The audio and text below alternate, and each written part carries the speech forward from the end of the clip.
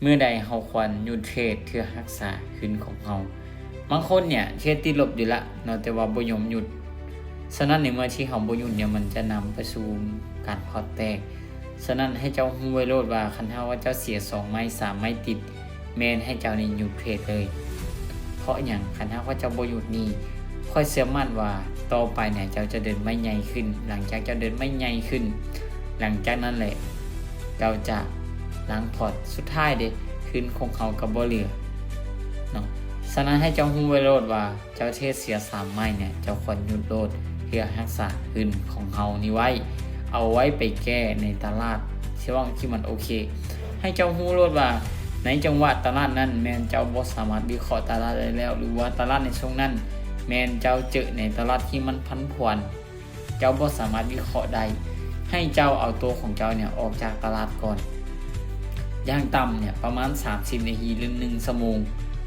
บ่ให้หลุดเนาะเพื่ออย่างเทื่อการควบคุมอารมณ์ของเฮาเทื่อบ่ให้เฮานี่บ่อารมณ์ร้อน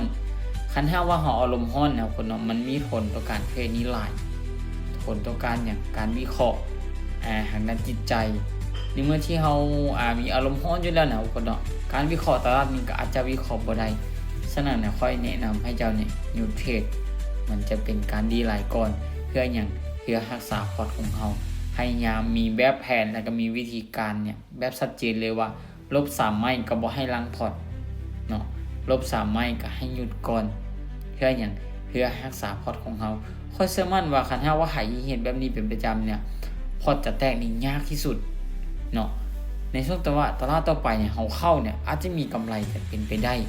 บ่แม่นว่าบ่มีกำไรก็ยังจะดื้ออยู่กับตลาดยิ่งเจ้าดื้อเนี่ยตลาดมันยิ่งจะดื้อไปอีก